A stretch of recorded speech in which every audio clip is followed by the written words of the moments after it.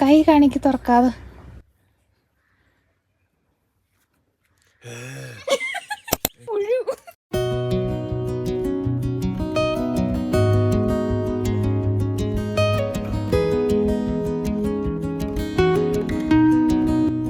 Hello guys, എന്തുണ്ട് വിശേഷം? ഒരുപാട് നാളായി നിങ്ങൾക്ക് മുന്നിൽ ഒരു വ്ളോഗൊക്കെ ആയിട്ട് നമ്മൾ വന്നിട്ട്. അപ്പോൾ ഇന്നത്തെ വ്ളോഗ് എന്താണെന്ന് വെച്ചാൽ, ഇത്തവണ നമ്മൾ വെക്കേഷന് പോയത് മൂന്നാറിലേക്കാണ് കേട്ടോ. പ്രോപ്പർ മൂന്നാറല്ല, മൂന്നാറിൽ നിന്ന് ഒരു 45 കിലോമീറ്റർ മാറി വട്ടവട എന്നൊരു ഗ്രാമത്തിലാണ് നമ്മൾ പോയത്. അപ്പോൾ പോണ വഴിക്കുള്ള കാഴ്ചകളൊക്കെയാണ് നിങ്ങളീ കാണുന്നത്. ഇപ്പം നമ്മൾ പോകുമ്പോൾ അവിടെ ഒരു ചെക്ക് പോസ്റ്റ്, വട്ടവട ചെക്ക് പോസ്റ്റിൽ നിർത്തണം. അത് കഴിഞ്ഞിട്ട് പിന്നെ ചെക്ക് പോസ്റ്റുകളൊന്നുമില്ല. പിന്നെ പോണ വഴിക്ക് 1-2 ഡാമൊക്കെ ഉണ്ട്. അവിടെയൊക്കെ നിർത്തി കാഴ്ചകൾ കാണാം നമുക്ക്. പക്ഷെ നമ്മളെവിടെ നിർത്തിയില്ല, നേരെ ചെക്ക് പോസ്റ്റ് കഴിഞ്ഞിട്ട് പിന്നെ നമ്മൾ ആ പ്രോപ്പർട്ടിയിലേക്ക് പോകുമായിരുന്നു. ഇങ്ങോട്ട് വരുമ്പോൾ സ്റ്റേ ചെയ്യാനൊക്കെ പ്ലാൻ ചെയ്തിരുന്ന ഒരു പ്രോപ്പർട്ടിയിലല്ല നമ്മൾ ആക്ച്വലി നമ്മൾ 2 ദിവസം നിന്നത്. കാരണം അവിടെ എത്തിയപ്പോഴത്തേനും നമ്മൾ ഉദ്ദേശിച്ച പ്രോപ്പർട്ടിയുടെ അടുത്ത് 1-2 മരങ്ങളൊക്കെ ഈ കാട്ടുതീ പോലെ വന്നിട്ട് നിന്ന് കത്തുമായിരുന്നു. അപ്പം അതിനോട് ചേർന്നിട്ടായിരുന്നു ആ ഒരു പ്രോപ്പർട്ടി വരുന്നത്. അപ്പോൾ അങ്ങനെ റിസ്ക് എടുക്കാൻ വയ്യാത്തതുകൊണ്ട് നമ്മൾ പിന്നെ അവിടെ നിന്നില്ല. തൊട്ടടുത്തുള്ള ക്യാമ്പ് നോയൽ എന്ന് പറയുന്ന റിസോർട്ടിലേക്കാണ് നമ്മൾ പോയത്.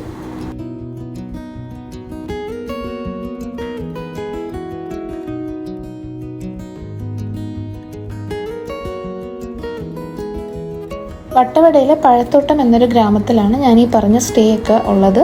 അപ്പോൾ അത് ഈ നമ്മൾ ചെക്ക് പോസ്റ്റൊക്കെ കഴിഞ്ഞ് പിന്നെ കുറേ ട്രാവൽ ചെയ്ത് വന്നിട്ട് ഈ ഒരു ഗ്രാമത്തിലേക്ക് എത്തും. അപ്പം ഇനിയിപ്പോൾ ഇവിടുന്ന് കുറച്ച് അങ്ങോട്ടുള്ള റോഡെന്ന് പറയുന്നത് ഒരു 10 കിലോമീറ്റർ എന്ന് പറയുന്നത് നമുക്ക് കുറച്ച് യാത്ര ബുദ്ധിമുട്ടാണ്. കാരണം റോഡ് അത്രയും പൊട്ടിപ്പൊളിഞ്ഞ് കിടക്കുവാണ്. കൂടുതലും ജീപ്പ് സഫാരിയെ നമുക്കിവിടെ പറ്റത്തുള്ളൂ. അപ്പോൾ നമ്മുടെ സ്വന്തം കാറിൽ നമുക്ക് അവിടം വരെ എത്താം. പക്ഷേ അതനുസരിച്ചിട്ട് പതുക്കെ താങ്ങി എടുത്തൊക്കെ വേണം പോകാനായിട്ട്. അപ്പം നമ്മളിങ്ങനെ ആ ഒരു പ്രോപ്പർട്ടിയിൽ എത്തിയപ്പോൾ അവരോടൊക്കെ ചോദിക്കുന്നുണ്ടായിരുന്നു, ഈ റോഡ് ഇവർ ഇങ്ങനെ ശരിയാക്കില്ല, എത്ര നാളായി എന്നൊക്കെ ചോദിച്ചപ്പോൾ അവർ പറയുന്നത് ഇവിടെ ഈ ഒരു ജീപ്പ് സഫാരി ആണല്ലോ ഇവിടുത്തെ ആളുകളുടെ ഒരു വരുമാനം എന്ന് പറയുന്നത്. അപ്പോൾ അതുകൊണ്ട് തന്നെ അവിടെ ഉള്ളവർക്ക് അങ്ങനെ ആ റോഡ് ശരിയാക്കാനൊന്നും വലിയ താല്പര്യമില്ല.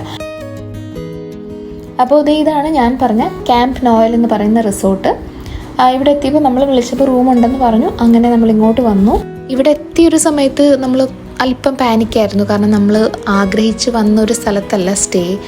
പിന്നെ അങ്ങനെ കുറച്ച് വറീഡായിട്ട് കൺഫ്യൂസ്ഡ് ആയിട്ടൊക്കെ എത്തിച്ചേർന്നൊരു സ്ഥലമാണല്ലോ ഇത്. പക്ഷേ ഇതിനകത്ത് കയറി ഇവിടുത്തെ കാഴ്ചകളൊക്കെ കണ്ടപ്പോൾ ഉണ്ടല്ലോ എൻ്റെ പൊന്നോ, ഇതിന് ആക്ച്വലി ക്യാമ്പ് നോയൽ റിസോർട്ടിന് മിനി സ്വിറ്റ്സർലൻഡ് എന്നും പലരും പറയാറുണ്ട്. അപ്പോൾ ആ ഒരു പേര് എത്രത്തോളം യാഥാർത്ഥ്യമാണ് അല്ലെങ്കിൽ എത്രത്തോളം ഇതിന് സ്യൂട്ടാകും എന്നുള്ളത് നിങ്ങൾക്ക് ഇതിനകത്തുള്ള കാഴ്ചകൾ കാണുമ്പോൾ മനസ്സിലാവും. പിന്നെ ഈ ഒരു റിസോർട്ടിൻ്റെ കുറേ വീഡിയോസ് യൂട്യൂബിൽ ഓൾറെഡി ഉണ്ട്. അപ്പം അത് കണ്ടിട്ടുള്ളവർക്കറിയാം എന്തുകൊണ്ടാണ് ഇതിനെ ആ ഒരു മിനി സ്വിറ്റ്സർലൻഡ് എന്നൊക്കെ വിളിക്കുന്നത് എന്നുള്ളത്.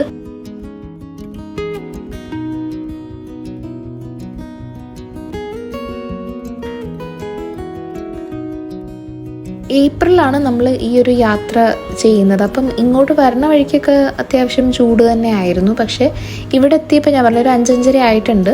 അത്യാവശ്യം നല്ല തണുപ്പ് ഫീൽ ചെയ്യുന്നുണ്ട്. അപ്പം നമ്മൾ വന്ന് കയറുമ്പോൾ അവർ റിസപ്ഷനിൽ ഒരു ചുക്ക് കാപ്പിയൊക്കെ തരും. ആ ഒരു ചൂടോടെ ചുക്ക് കാപ്പിയൊക്കെ കുടിച്ച് എന്താ പറയുക, അത്രയും നല്ല വെൽ മെയിൻറ്റെയിൻഡ് ആയിട്ട് നല്ല ഹോസ്പിറ്റാലിറ്റി ഒക്കെ ഉള്ളൊരു റിസോർട്ടാണിത്.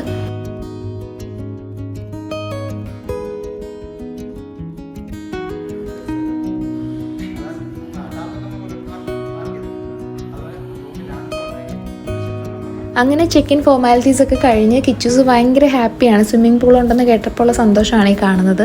അപ്പോൾ അതൊക്കെ കഴിഞ്ഞ് നമ്മൾ റൂമിലേക്ക് പോവുകയാണ്. പോകുന്ന വഴിക്ക് റെസ്റ്റോറൻറ്റ് ഏരിയ ഒക്കെ കാണാം. ഇതുവഴിയാണ് നമ്മൾ കോട്ടേജ് ഉള്ള സ്ഥലത്തേക്ക് പോകുന്നത്. Double room cottage, triple room cottage ഒക്കെ ഉണ്ട് ഇവിടെ. അപ്പോൾ ഞങ്ങൾ നിന്നത് ഒരു ഡബിൾ റൂം വരുന്ന കോട്ടേജിലാണ്.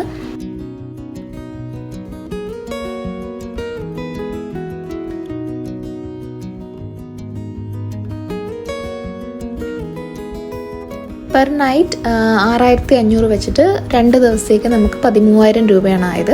അതിൽ ബ്രേക്ക്ഫാസ്റ്റ് ഇൻക്ലൂഡഡ് ആണ്. ബാക്കി ഡിന്നർ അങ്ങനെ ലഞ്ച് ഒക്കെ നമ്മളല്ലാതെ പേയ്മെൻറ്റ് കൊടുത്തിട്ട് വാങ്ങിക്കണം. അപ്പോൾ ഡിന്നറിന് ബുഫേ ആണ് കേട്ടോ.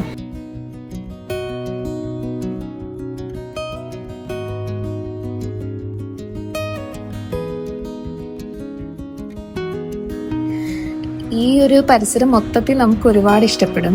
അതിൽ കുറച്ച് കൂടുതലൊരു ഇഷ്ടം തോന്നിയൊരു സ്പോട്ടാണ് ദേ കാണുന്നത്.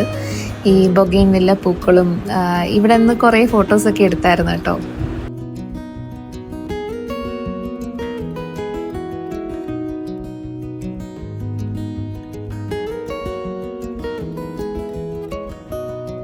ഇത് ക്ലബ് ഹൗസ് ആണ്. ഇതിനകത്ത് ക്യാരംസ്, പിന്നെ ടേബിൾ ടെന്നീസ്, അങ്ങനെ കുറച്ച് കലാപരിപാടികളൊക്കെ ഉണ്ട്. പിന്നെ ഇതിൻ്റെ തൊട്ട് മുന്നിലായിട്ട് അല്ലെങ്കിൽ ഓപ്പോസിറ്റ് സൈഡിലായിട്ടാണ് ബാഡ്മിൻ്റൺ കോർട്ട് വരുന്നത്. ഇതൊക്കെ കുറച്ച് ഡീറ്റെയിൽ ആയിട്ട് ഞാൻ നെക്സ്റ്റ് സെഷനിൽ കാണിച്ചു തരാം.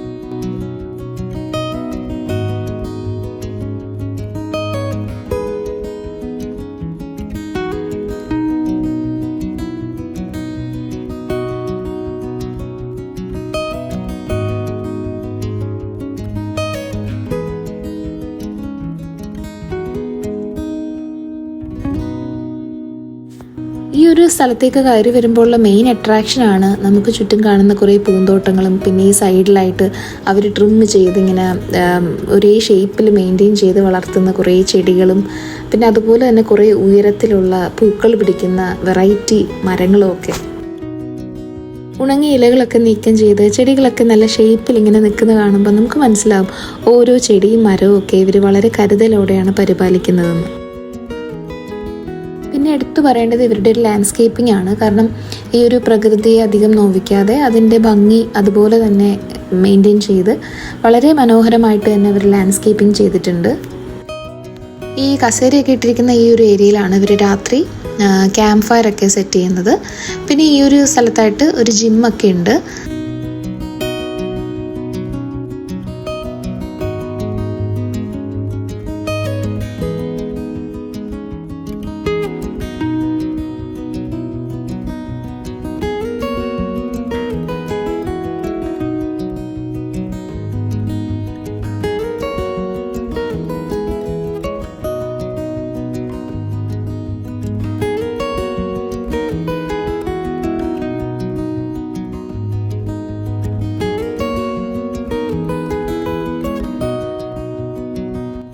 അങ്ങനെ നടന്ന് നമ്മളതേ കോട്ടേജിൻ്റെ അവിടെ എത്തിയിട്ടുണ്ട്. അപ്പോൾ ഇതിൻ്റെ തൊട്ട് സൈഡിലായിട്ട് ഇത് ആ കാണുന്നതാണ് നമ്മളെടുത്ത കോട്ടേജ്. പിന്നെ ഇതിൻ്റെ തൊട്ട് സൈഡിലായിട്ട് സ്വിമ്മിംഗ് പൂളും പിന്നെ കുട്ടികൾക്ക് കളിക്കാനുള്ളൊരു പ്ലേ ഏരിയ, പാർക്കും, അങ്ങനെ കുറച്ച് കാര്യങ്ങളൊക്കെ ദേ ഇവിടെ ആയിട്ടാണുള്ളത്. നമുക്ക് പോയിരിക്കാം. ചെറിയൊരു ബെഞ്ചും ഊഞ്ഞാലും ഒക്കെ ഉണ്ട്. അപ്പോൾ കളിക്കാനായിട്ട് കുറേ കാര്യങ്ങളുണ്ട്.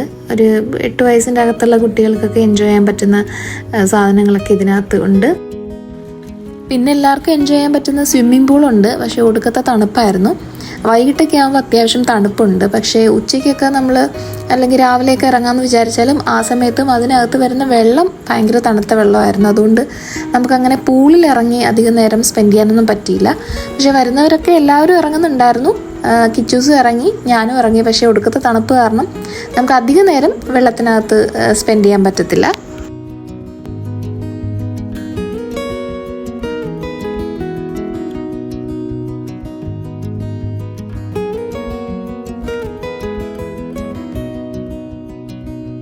അപ്പോൾ നമ്മൾ 2 ദിവസം സ്പെൻഡ് ചെയ്ത ഒരു കോട്ടേജാണ് നിങ്ങളീ കാണുന്നത്. ഇതിനകത്ത് 2 റൂമാണുള്ളത്. അപ്പോൾ പിന്നെ കയറി ചെല്ലുന്നിടത്ത് ഇങ്ങനെ തണുപ്പ് കൂടുതലാണെങ്കിൽ ഫയറൊക്കെ സെറ്റ് ചെയ്യാനുള്ളൊരു സൗകര്യമുണ്ട്. ഇത് ഈ കാണുന്നത് മറ്റൊരു റൂമിൻ്റെ ഓപ്പണിംഗ് അങ്ങോട്ടാണ്.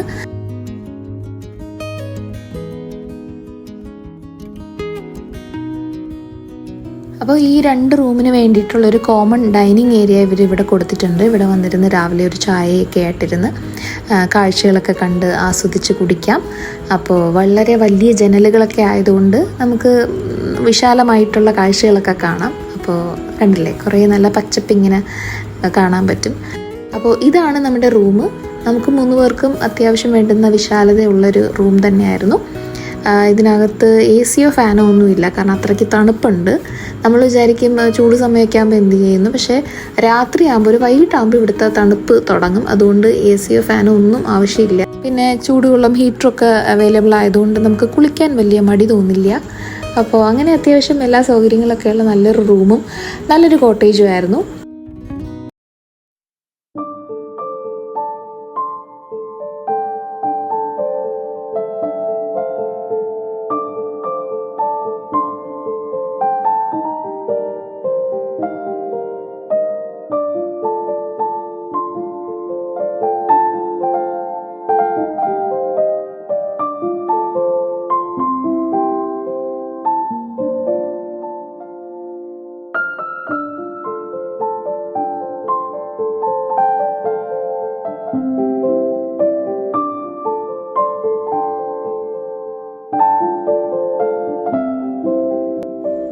താഴെ പച്ച നിറഞ്ഞ താഴ്വരകളും മുകളിലൂടെ നീങ്ങുന്ന മേഘങ്ങളും ഇടയ്ക്കിടെ കേൾക്കുന്ന പക്ഷികളുടെ ശബ്ദവും തണുത്ത കാറ്റും ഒക്കെ ആയിട്ട് കുറച്ചുനാൾ നമുക്ക് ഇവിടെ കൂടാൻ തോന്നും. ജീവിതത്തിലെ തിരക്കിൽ നിന്ന് ഇടയ്ക്കൊക്കെ ഓടി ഇങ്ങോട്ട് വരണം, എന്നാലല്ലേ നമ്മുടെ മനസ്സിനും ശരീരത്തിനും ഒരുപോലെ വിശ്രമം കിട്ടൂ.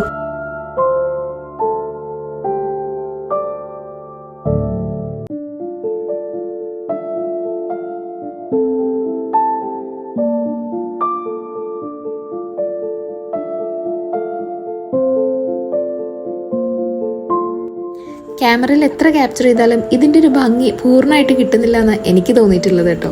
ഓരോ നേരത്തും ഓരോ ഭംഗിയാണ് ഈ പ്രകൃതിക്കുള്ളത്. രാവിലെയും ഉച്ചയ്ക്കും വൈകിട്ടും ഒക്കെ ഇതിങ്ങനെ മാറി മാറി വരുമ്പോൾ നമ്മളറിയാതെ വീണ്ടും വീണ്ടും ഫോൺ എടുത്ത് വീഡിയോ എടുത്തുകൊണ്ടേയിരിക്കും.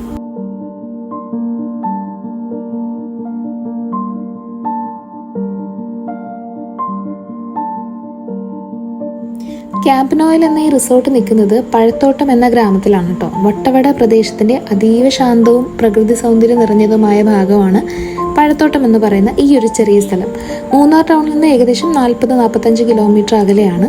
പശ്ചിമഘട്ട മലനിരകളുടെ നടുവിൽ ഒളിഞ്ഞിരിക്കുന്ന ഈ ഗ്രാമം പ്രകൃതിയുടെ ഒരു ചെറിയ സ്വർഗം പോലെയാണ്. വട്ടവടയെ പലരും കേരളത്തിന്റെ പച്ചക്കറി കലവറ എന്നാണ് വിളിക്കുന്നത്.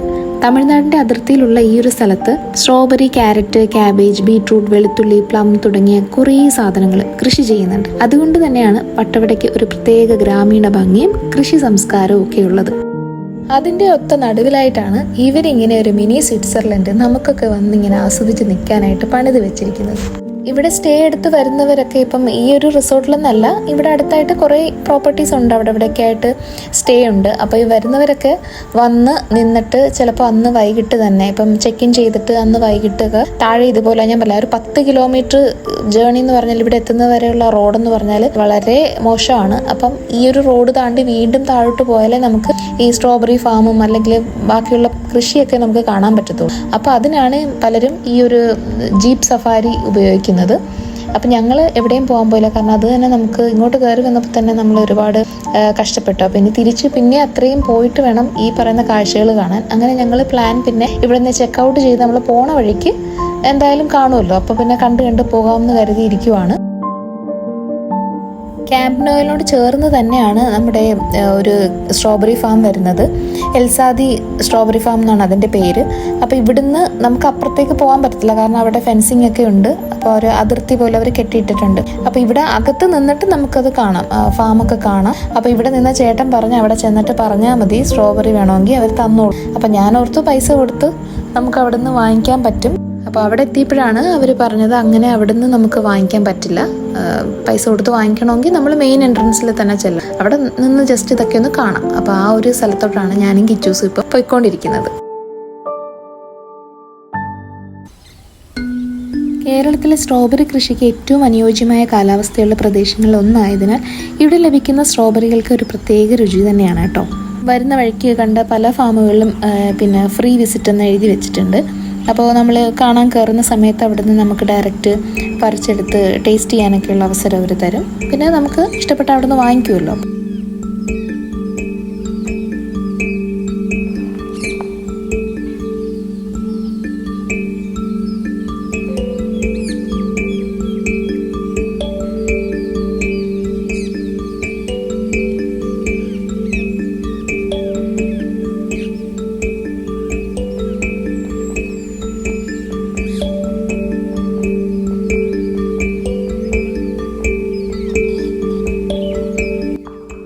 അപ്പോൾ ഇത് ഈ കാണുന്നതാണ് ഞാൻ പറഞ്ഞ സ്ട്രോബെറി തോട്ടം. അപ്പോൾ ഇവിടുന്ന് നമുക്ക് സ്ട്രോബെറി അങ്ങനെ കാശ് കൊടുത്ത് വാങ്ങിക്കാൻ ഇവിടെ പറ്റില്ല, നമ്മൾ മെയിൻ ഓഫീസിൽ അപ്പുറത്തെ സൈഡിൽ തന്നെ പോകണം. പക്ഷെ കിച്ചുവിനെ കണ്ടതുകൊണ്ട് അവിടുത്തെ ഒരു ചേട്ടൻ കുറച്ച് സ്ട്രോബെറി പറിച്ച് ഞങ്ങൾക്ക് കൊണ്ടുവന്ന് തന്നു.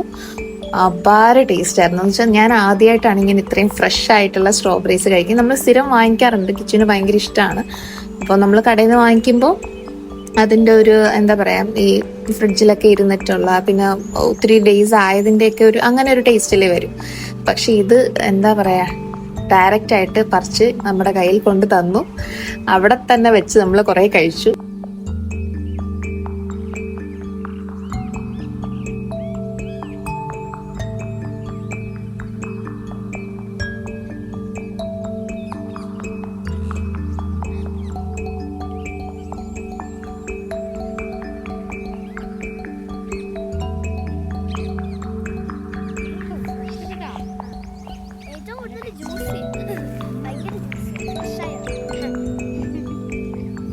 പകൽ സമയത്ത് സൂര്യപ്രകാശവും ചൂടും രാത്രി സമയത്തുള്ള തണുപ്പും പിന്നെ ഇവിടുത്തെ ഒരു മണ്ണിൻ്റെ ഗുണവും ഈ വാട്ടർ ബാലൻസ് ചെയ്യാനുള്ള ഒരു കപ്പാസിറ്റി ഒക്കെയാണ് നമുക്ക് ഇത്രയും നല്ല ഫ്രഷ് ആയിട്ടുള്ള സ്ട്രോബെറീസ് മൂന്നാറിൽ ലഭിക്കുന്നത്.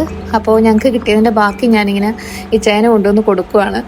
അപ്പം ഒരു ഐഡിയ ഇല്ല, ഞാൻ പറഞ്ഞ കണ്ണൊന്ന് പൂട്ട് ഞാനൊരു സംഭവം തരാമെന്ന്.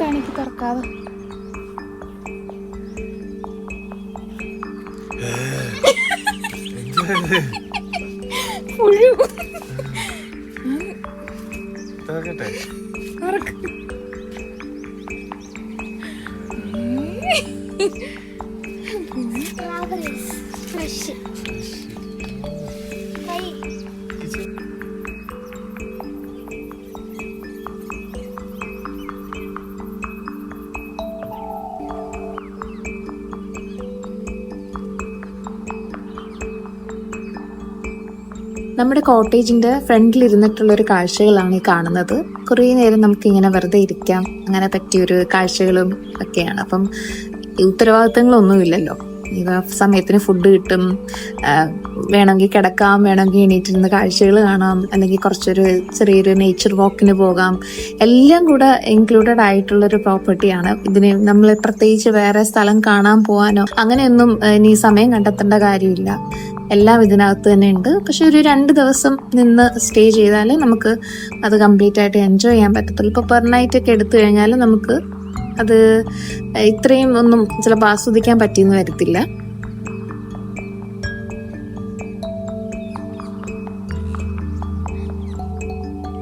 അങ്ങനെ നമ്മൾ ഉച്ചയ്ക്കത്തെ ലഞ്ച് കഴിക്കാൻ വേണ്ടിയിട്ട് പോവുകയാണ്. ലഞ്ച് ആക്ച്വലി നമ്മൾ ചെന്നിട്ട് ഓർഡർ ചെയ്യുന്ന ഫുഡ് എന്താണെന്ന് വെച്ചാൽ അവിടെ അവൈലബിൾ ആയിട്ടുള്ള സാധനങ്ങൾ നമ്മൾ ഓർഡർ ചെയ്യുമ്പോൾ കൊണ്ടുതരും. കാരണം ബുഫേ അല്ല. അല്ലാതെ രാത്രി ഡിന്നറും രാവിലത്തെ ബ്രേക്ക്ഫാസ്റ്റും ഒക്കെ ഇതേപോലെ ബുഫേ ആണ്. നമുക്ക് കുറച്ച് അത്യാവശ്യം നല്ല വെറൈറ്റി സാധനങ്ങളൊക്കെ ഉണ്ട്. ഫുഡൊക്കെ നന്നായിരുന്നു കേട്ടോ, എല്ലാം നല്ല ടേസ്റ്റി ഫുഡായിരുന്നു.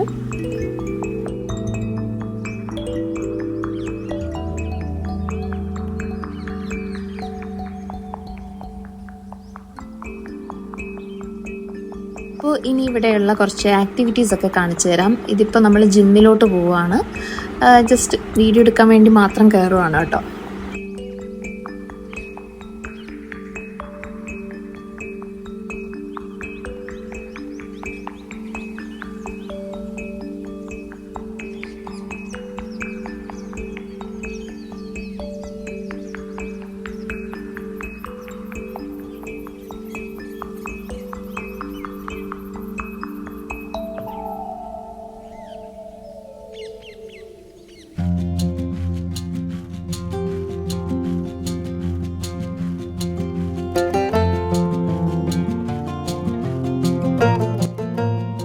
അങ്ങനെ വൈകിട്ടത്തെ ചായ കുടിയൊക്കെ കഴിഞ്ഞ് ഞങ്ങളിങ്ങനെ കുറച്ച് നേരം സ്വിങ്ങിലിരുന്നൊന്ന് എൻജോയ് ചെയ്യുവാണ്. അപ്പോൾ കിച്ചൂസ് ഇങ്ങനെ ഒരു കുട്ടി വീഡിയോ എടുക്കുവാണ്. അവളുടെ ഒരു വീഡിയോഗ്രാഫി സ്കില്ലൊക്കെ നമുക്ക് ഇതിൽ കാണാം.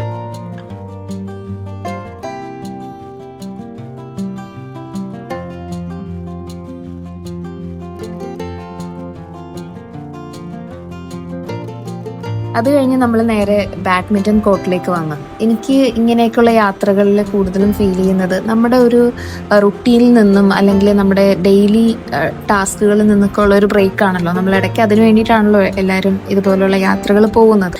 കാരണം ഇവിടെ നിൽക്കുമ്പോൾ ഇപ്പം ഇതെല്ലാം നമുക്ക് ഈ ഒരു ടൈം ലിമിറ്റഡ് ആണെന്ന് നമ്മുടെ മനസ്സിലുണ്ട്. 2 ദിവസത്തേക്കല്ലേ ഉള്ളൂ. അപ്പോൾ മാക്സിമം എൻജോയ് ചെയ്യണം. പിന്നെ കൂടുതലും നമുക്കിവിടെ നമ്മുടെ വീട്ടിലുള്ള റെസ്പോൺസിബിലിറ്റീസ് ഇല്ല. പാത്രം കഴുകണം, അടുക്കള ഒതുക്കണം, അല്ലെങ്കിൽ ഇപ്പം നമുക്ക് ലാപ്ടോപ്പ് കാണുമ്പോഴത്തേക്കും പെൻഡിങ് ടാസ്ക് ഉണ്ട്, അതുകൂടെ ഒന്ന് ചെയ്തു തീർത്തേക്കാം.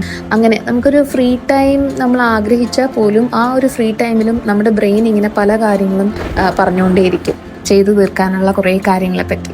എനിക്ക് ഒരുപാട് ഇഷ്ടമുള്ളൊരു കാര്യമാണ് ഈ വീഡിയോ എഡിറ്റിങ്ങും വ്ളോഗിങ്ങും ഒക്കെ. പക്ഷെ ഇപ്പോൾ അതിന് അങ്ങനെ അധികം സമയം കിട്ടുന്നില്ല. ഇതിപ്പം ഏപ്രിൽ പോയൊരു യാത്രയുടെ വീഡിയോ ആണ്. ഞാനിപ്പം മെയ് എൻഡ് ആയപ്പോഴാണ് ഇതൊന്ന് പ്രസൻറ്റ് ചെയ്യുന്നത്. അപ്പോൾ അതാണ് ഇപ്പോഴത്തെ ഒരു തിരക്കിൻ്റെ കാര്യം പറയുകയാണെങ്കിൽ.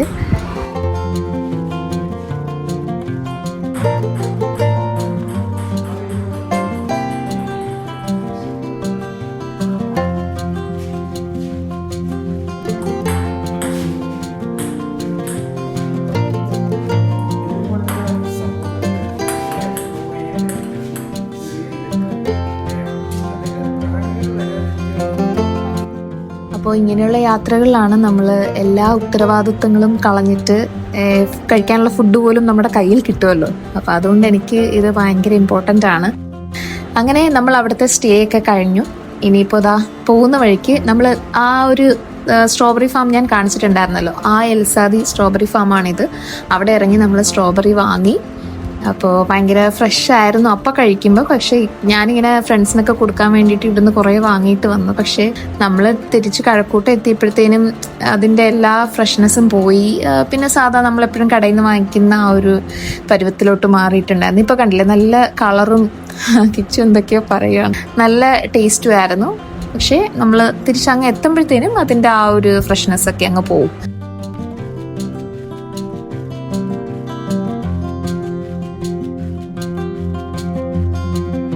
അപ്പോൾ മൂന്നാർ വട്ടവടയിലെ പഴത്തോട്ടം എന്ന ഗ്രാമവും പിന്നെ നമ്മുടെ ക്യാമ്പ് നോയൽ എന്ന റിസോർട്ടും ഒക്കെ നിങ്ങൾക്ക് ഇഷ്ടമായെന്ന് ഞാൻ കരുതുന്നു.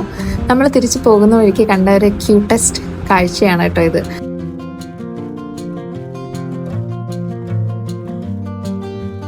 അപ്പോൾ അടുത്തൊരു വീഡിയോ ആയിട്ട് നമുക്ക് വീണ്ടും കാണാം. അതുവരയ്ക്കും എല്ലാവർക്കും ബൈ ബൈ, ടേക്ക് കെയർ.